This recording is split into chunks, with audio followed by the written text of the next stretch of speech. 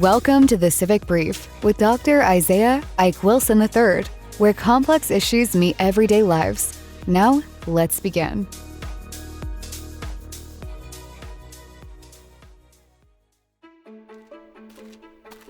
Walk with me. Not through a battlefield today, though there will be battles. Not through a boardroom, though every leader listening will recognize the room. Today I want to walk with you through a decision space. A moment when a great power still looked unbeatable, but had already begun to lose something more important than battles.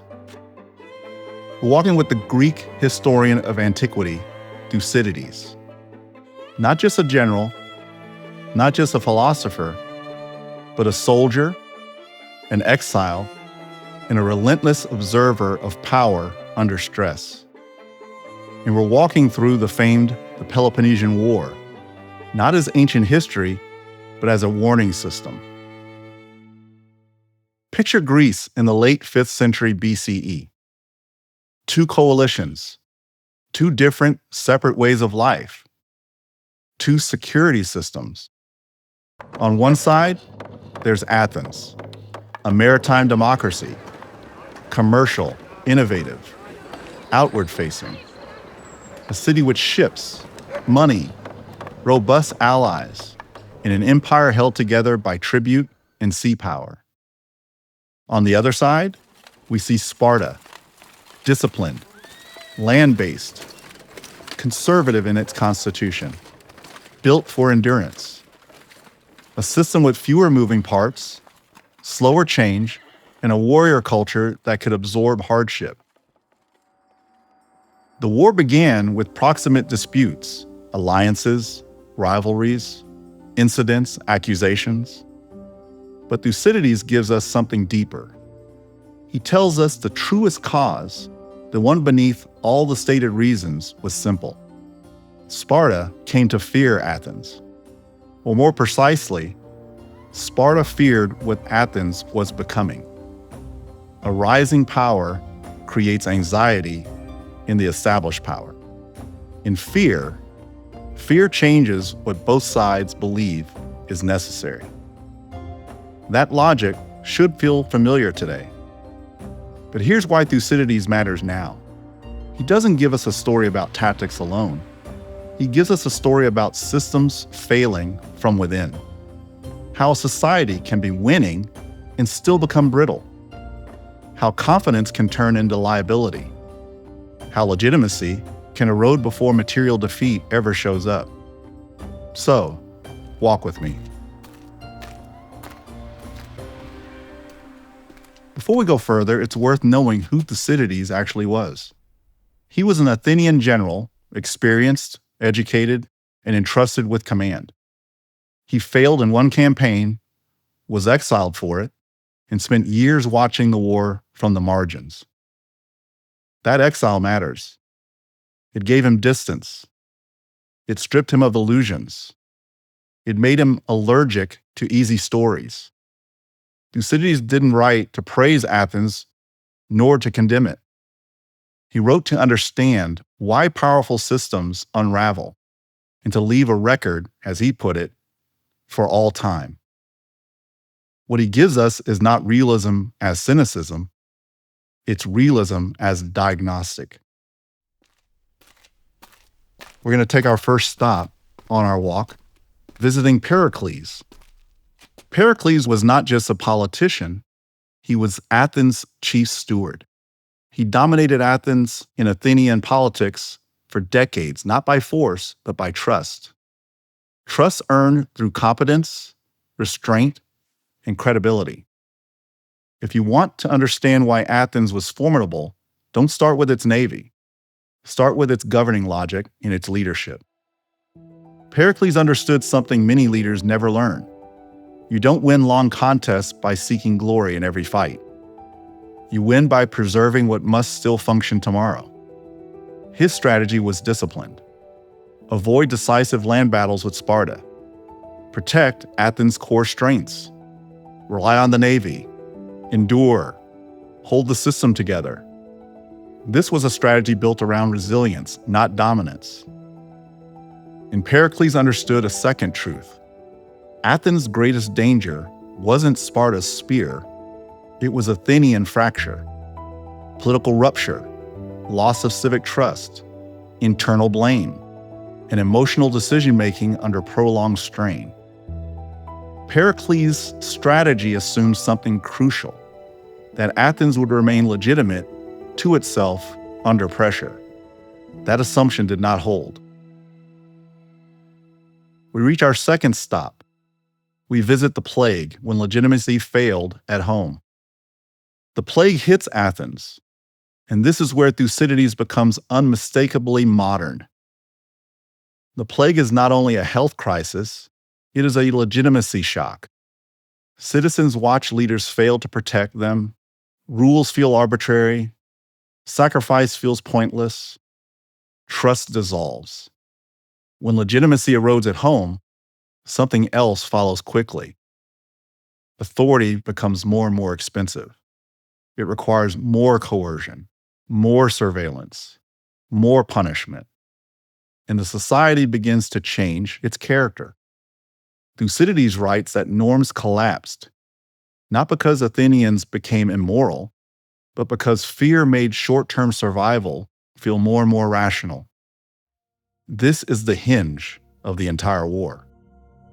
Athens begins solving problems in ways that quietly destroy the very cohesion it needs to endure.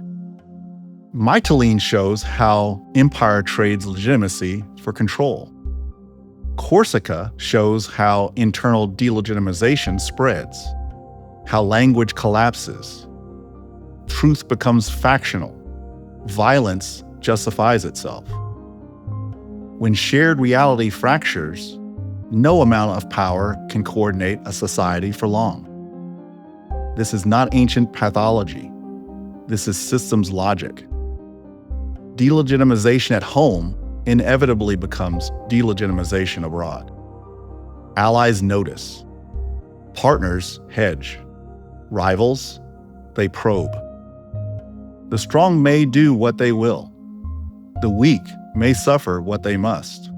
But that truth is very short-lived, because strength without legitimacy does not compound. It decays. Travelers, our stop number 3 finds us in Sicily on the Sicily Expedition, when strength becomes brittle.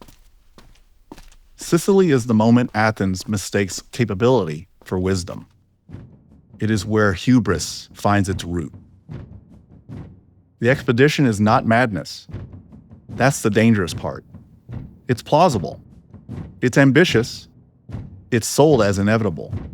But structurally, it violates every principle of resilience. Too much power concentrated, too far from the core, too dependent on optimism, too dismissive of dissent. Athens turns its adaptive strength into a single point of failure. And when Sicily collapses, when the expedition fails, everything cascades. Material losses, legitimacy collapse, ally defections, internal coups. Athens keeps fighting, but it never recovers its governing coherence. Let's look at America now, the parallel that matters most. This is where we stop pretending this is just history. Certainly Athens is not America, but the pattern is disturbingly familiar. A powerful democracy, global commitments, extraordinary capability, growing internal polarization, legitimacy questioned at home, credibility strained abroad. Delegitimization begins domestically. It always does. And once legitimacy erodes internally, power must compensate externally through coercion, pressure, and assertion. That works briefly. Then it breeds resistance, hedging, and brittleness. Thucydides is not warning us that power is immoral. He's warning us that power ungoverned by legitimacy is unstable. Now, what is the lesson of our walk? The strong may indeed do what they will, but in the long run, real power is not domination. It is resilience. That ability to absorb shock, adapt, and endure without losing coherence, without losing self. And legitimacy is at its core fuel. That was true in Athens, and it's true now. So as we walk between Pericles and Sicily, between disciplined endurance and reckless inevitability, the questions before us are not, can we act? Can we win? Can we impose? The question is this, or it should be: does what we are doing make the system more resilient or more brittle? Thucydides shows what happens when great powers stop asking that question. The opportunity still is to learn it in time. I'm Dr. Ike Wilson, and this has been the Civic Brief. Thanks for walking with me, and walk with me again next time.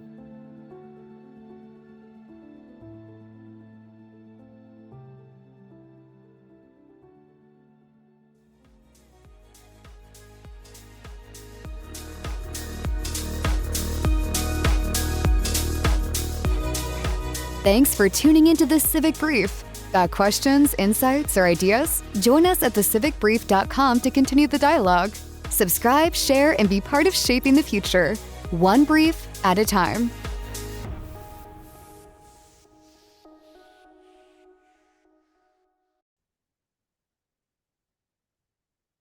Leadership isn't tested in theory, it's tested in crisis. Founded by former U.S. intelligence officer Jeremy Boss, Black Horizon LLC is a leadership and strategic simulation company that prepares leaders for real-world uncertainty through immersive geopolitical simulations that put leaders inside high-pressure decision environments.